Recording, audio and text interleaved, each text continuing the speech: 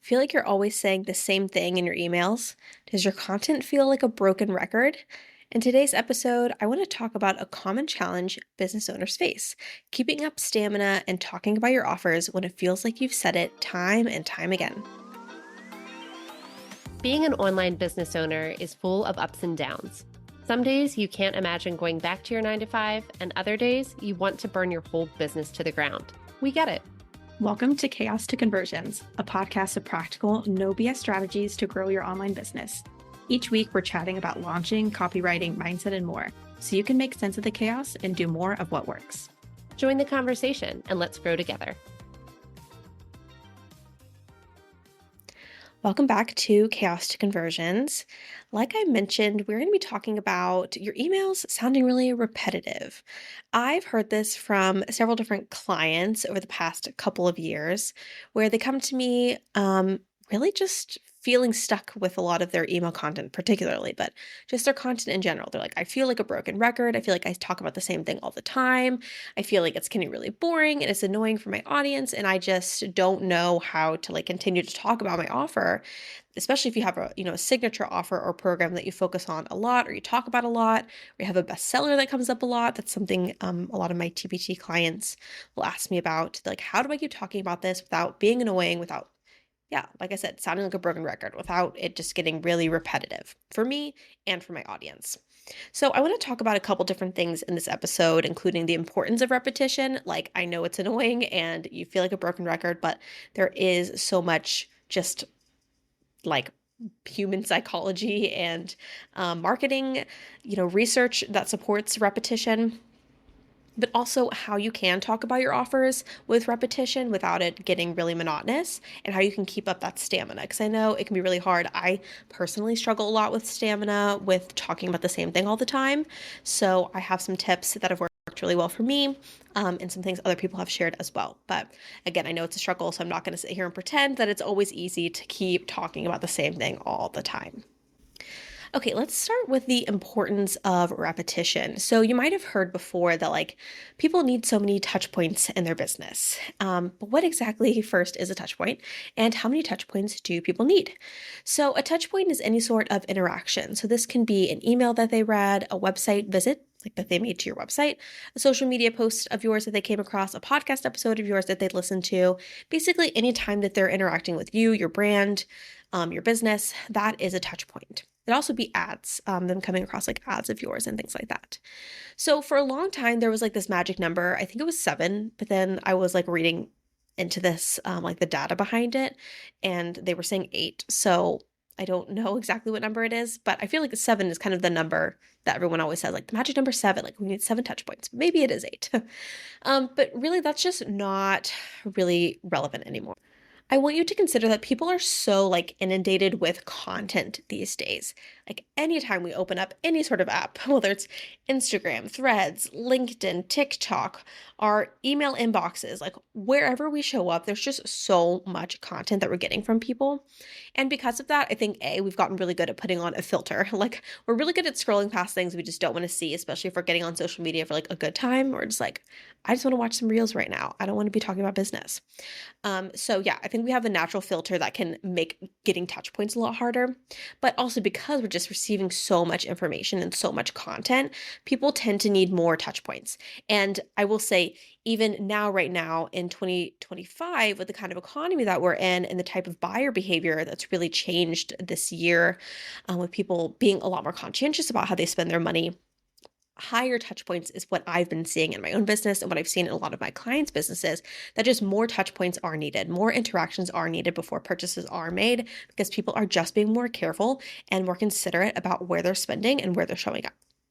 So you may need 10, 20, or even 50 touch points before your buyer converts to a sale. And we also have to remember, Melanie and I have done some extensive episodes on the marketing funnel. So if you want to learn more about that, you can go there. We have 3 different episodes. We talk about beginning, middle, end of the marketing funnel. But not everyone makes it down to the bottom of the funnel, right? That's kind of the whole thing. You're going to have more people at the top who are cold, who get introduced to you, and then maybe a couple touch points in, they realize that offer is just not for them, or you're not for them, your brand's not for them, whatever it is, that's going to happen. So obviously, not every person has like a magic number that when they hit that point, that's when they become a buyer. I also just want you to think about your own experiences. I feel like so often we like look to data for things or like, like, oh, how many touch points people need. But I also want you to just think about your own experiences for a second. I think sometimes we look to like data to tell us all the answers, but I'm sure you can look at you and yourself and in your own business. Um, Even as a business owner, as a person, doesn't we don't always make purchases as just business owners, right? But we've all had different amounts of touch points that we needed before we made a purchase. I've made four-figure purchases in less than 3 touch points. There have been others I waited years. I needed multiple, probably 50 plus touch points before I ever bought in. It wasn't about the value of the purchase. I would actually say that the one that I made in the fewest amount of touch points, I probably don't necessarily regret, but I don't know that I would have maybe paid as much as I had for it. But anyways, my point being that just because I'm sitting here saying, oh, people need 10, 20, 50 touch points, people can still convert in much less if the offer really just fits them or if they feel strongly about it or whatever it might be, right? But I think in general terms, people do need more than just that magic number 7 or 8 that is often referenced in marketing. So there's a lot of reasons why repetition is so important and why we need so many touch points. So the first one that's kind of the most obvious is that people don't see all of your content. We often think, well, I've sent 5 emails about this and I've posted 10 times on Instagram about it and I've recorded 5 podcasts about it. But that doesn't mean that your audience has seen all of that. Very likely they haven't. Maybe someone in your audience read 2 emails about it and saw 1 post on Instagram. And then another person listened to all 4 podcast episodes but didn't see any of your emails and didn't see any of your Instagram post. Okay, well, that's only 4 touch points that they got, right? That's maybe not the number that they need yet. They're not warm enough yet to still make a purchase. That's the most obvious thing to consider when you're like, why do we need so many touch points? Why is repetition so important? Another thing to think about with repetition and why it's so important is that you need to say things in multiple different ways. So I'm going to talk about this more in a second, but hopefully when you are repeating yourself, when you're feeling like a broken record, you feel like you're talking about your offer, your product, whatever it is all the time, you're not just regurgitating the same information over and over. That is definitely going to get very exhausting for you, and it may also become exhausting for your audience. What we want to do is talk about our product or offer in a multitude of different ways. We want to reach various different buyers, people with various different perspectives, people with different struggles. Every person who comes into our business has their own unique story of why that product was needed for them or why that offer was needed for them. And so when we hit that offer from multiple different touch points, we're reaching a much wider net of people, like we're casting our net much wider, right? But B, it's also just a lot less exhausting to talk about because I'm not like, yes, I'm talking about the same thing all the time, but I'm saying it in different ways so it doesn't feel like it's the exact same thing I'm saying, right? Hopefully that makes sense. Okay, so like I said, yes, I know it gets tiring and I know it can be annoying, but when we approach it from different angles, that can be really helpful. The last thing I'll say about why repetition kind of is so important and kind of to wrap this up is really just I highly recommend that you reframe repetition for yourself. This is something I've been working very hard on this year is reframing that repetition of like, I'm being so annoying, always talking about this, always in people's ear. From my own personal experience, though, and I know that my personal experience does not mean everyone has experienced this, but I have really seen that when people are showing up and constantly talking about something, I have a lot more awareness about that offer, and I'm much more likely to go and look at it and see if it's something that I'm interested in. But B, I don't find it annoying, right? They are a business. I know that they are selling me things. I don't see it as being salesy. And so I really tried to reframe that for myself. I'm not being salesy when I'm showing up and talking about things. I'm doing what I need to do to keep my business afloat and keep my business running. So I reframed it for myself as yapping. I'm yapping about this, right? The gift of the gab. I'm going to talk about this because I've seen, at least from my own perspective, that when people show up talking about this multiple times across multiple days and multiple weeks, that I'm a lot more interested in it.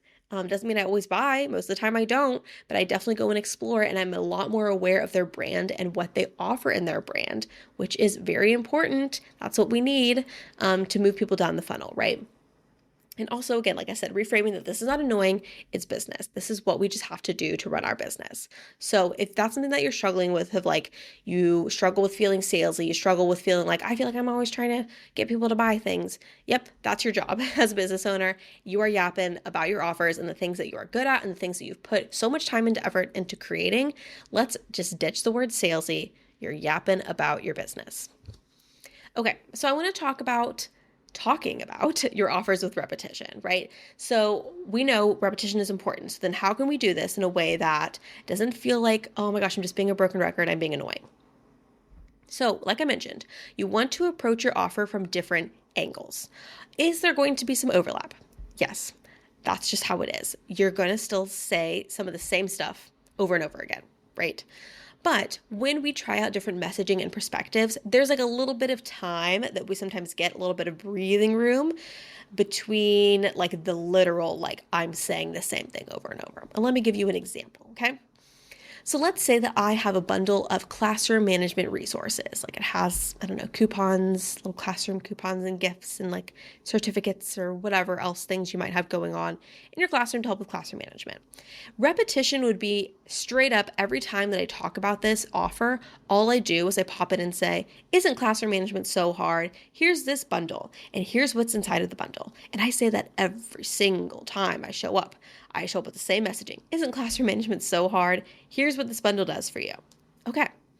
What repetition looks like when we're approaching something from a different angle would be this.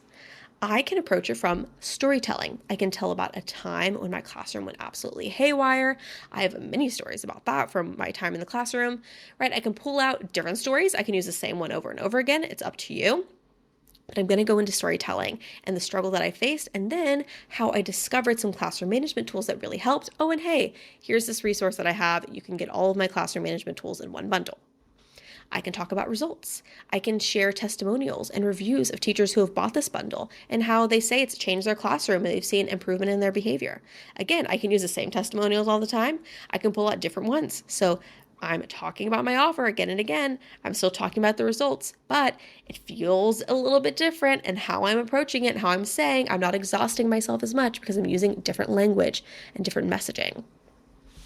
I can use visuals. So maybe instead of doing so much saying, right, so much like in my email, like, hey, here's what this has inside of it. I can give them pictures of like, here's what it looks like in action. Here's a teacher submitted this photo of them using the classroom coupons and how well it's worked for them. Here's a picture from my classroom of how it's looked with my kids. You could use a video, right, of like showing your resource in action, however you want to do that. You can also just do a simple breakdown of like what's included.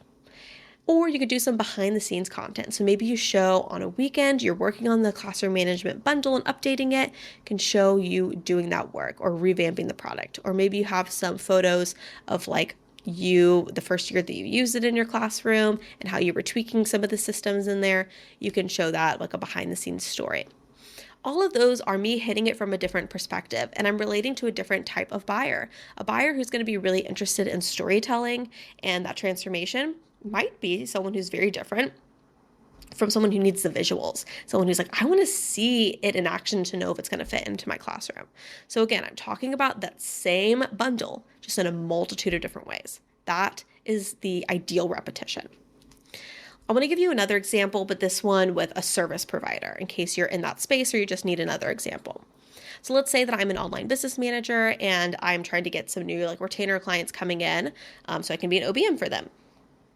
So again, one way I could talk about this is through storytelling. I can tell about where some of my clients started before, or rather where some of my clients were before they started with me. So again, I can use the same story over and over again, or I could choose a multitude of different clients that I talk about. They have like 2 or 3 client stories that I kind of use at different times in my business with different types of messaging, but I'm using that story, using their stories.